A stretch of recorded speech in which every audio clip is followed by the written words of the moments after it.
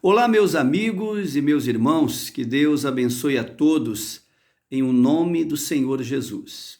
Que a presença do nosso Senhor, do nosso Deus, esteja na sua vida e esteja também em sua casa sempre. Eu estava aqui meditando na palavra de Deus, na epístola de Pedro, a segunda epístola de Pedro, que fala como nós devemos esperar a vinda do Senhor. O que devemos fazer? Nosso procedimento, nossas atitudes. E é muito importante saber estas coisas. A igreja do Senhor é como uma noiva que espera a vinda do noivo. Nós esperamos o dia do encontro com o noivo, para que possamos viver para sempre com ele. Então, assim como uma noiva que se prepara, que se resguarda, assim como uma noiva que toma todos os cuidados, assim temos que ser diante do nosso Senhor, para que possamos esperá-lo e assim, quando o dia chegar, possamos entrar na presença dele para sempre. Vamos ler esta palavra? Segunda Epístola de Pedro, no capítulo 3, no versículo 14. Diz assim: o cristão deve esperar o Senhor, viver vida reta, estudar as Escrituras e crescer em Cristo.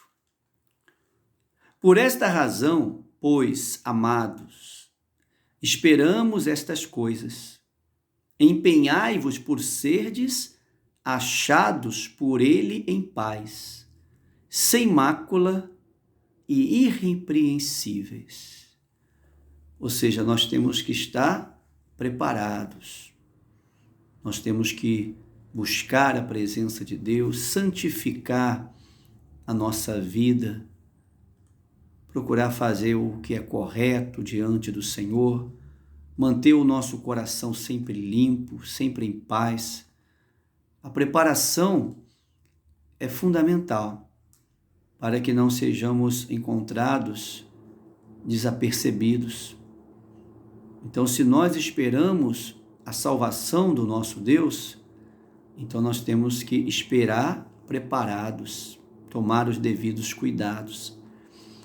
Continuando, diz: e tende por salvação a longanimidade do nosso Senhor, como igualmente o nosso amado irmão Paulo vos escreveu, segundo a sabedoria que lhe foi dada, ao falar acerca desses assuntos, como, de fato, costuma fazer em todas as suas epístolas, nas quais as certas coisas difíceis de entender, que os ignorantes e estáveis deturpam, como também deturpam as demais escrituras, para a própria destruição deles.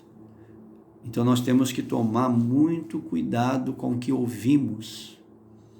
Nós temos que tomar cuidado absoluto. Porque às vezes a palavra é torcida, é deturpada. E qual o meio que nós temos para nos proteger? Conhecendo a palavra. Se você conhece a palavra, meu, se você lê, se você tem aquele cuidado de estudar a Bíblia, então você passa a conhecer o que é o certo. Se você conhece o que é o certo, ninguém vai te enganar.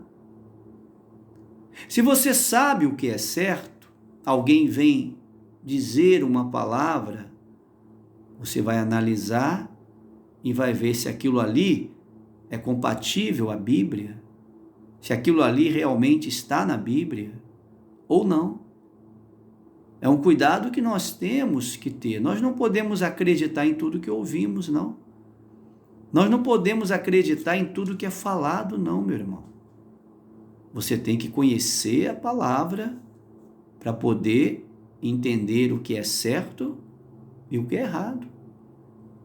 É como um advogado. O advogado, ele estuda as leis. ele estuda ali, ele conhece as leis. Então, quando ele vai defender o seu cliente, ele conhece as leis. Ele não vai deixar ser enganado. Ele não vai deixar que o seu cliente seja punido injustamente. Ele vai usar do conhecimento que ele tem para defender a verdade, para fazer justiça. Então nós temos que buscar conhecimento na palavra de Deus, nós temos que ler a palavra de Deus. A Bíblia é preciso ser lida. Não adianta você ter a Bíblia como um enfeite na sua estante. Não adianta você ter a Bíblia aberta no Salmo 91 e achar que está tudo bem. Nada disso. Às vezes a Bíblia está aberta no Salmo 91, empoeirada, amarela, porque a pessoa pensa que aquilo ali vai resolver alguma coisa e não vai.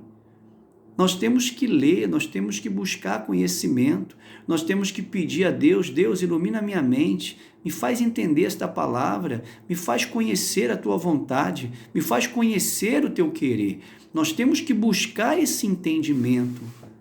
E uma vez entendendo a palavra, conhecendo a palavra, nós não seremos enganados por ninguém. Se a pessoa vier falar coisas que não tem nada a ver com a Bíblia, se a pessoa vier torcer a palavra de Deus para nos enganar, então nós vamos saber nos defender. Agora, se a pessoa ela não conhece a palavra, ela vai ser enganada sempre. Ela vai ser enganada. Infelizmente, existem muitos enganadores. Então, meu irmão, busque conhecimento, busque conhecer a palavra. Não acredite em tudo que você ouve, não.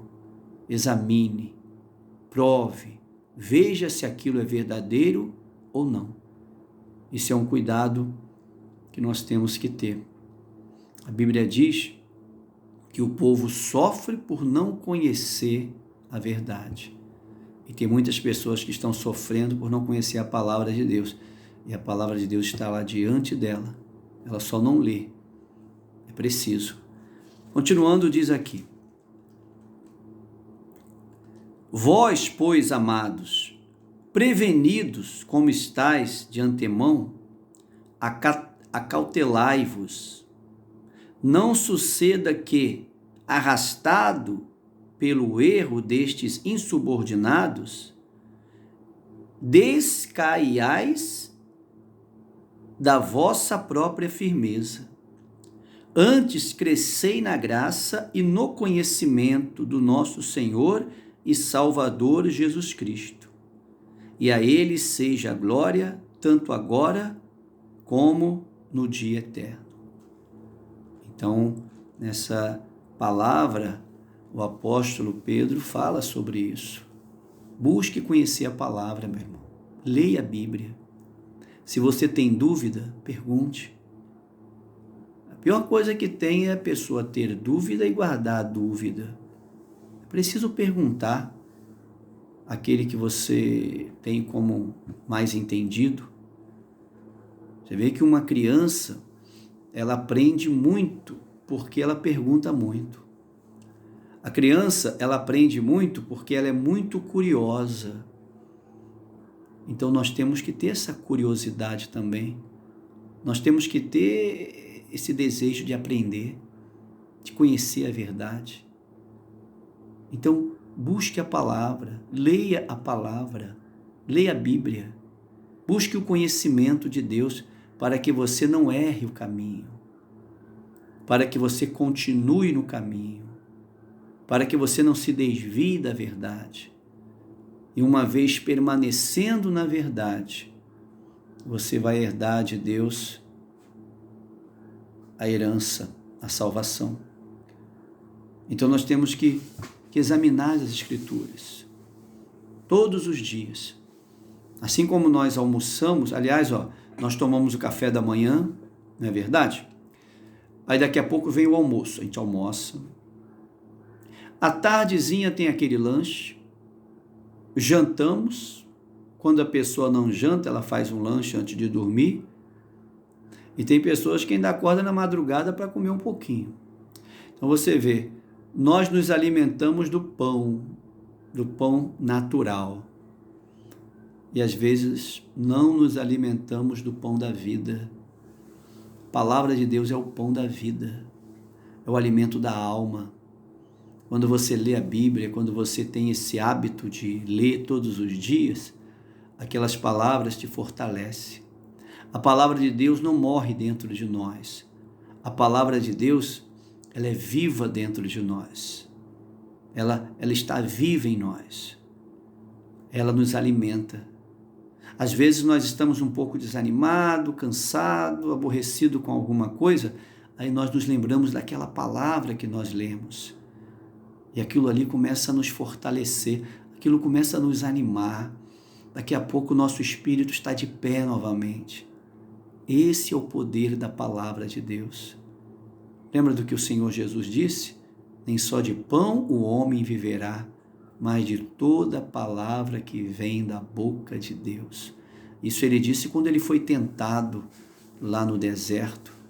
Satanás, ele tentou torcer a palavra. Ele tentou usar a palavra para fazer Jesus pecar.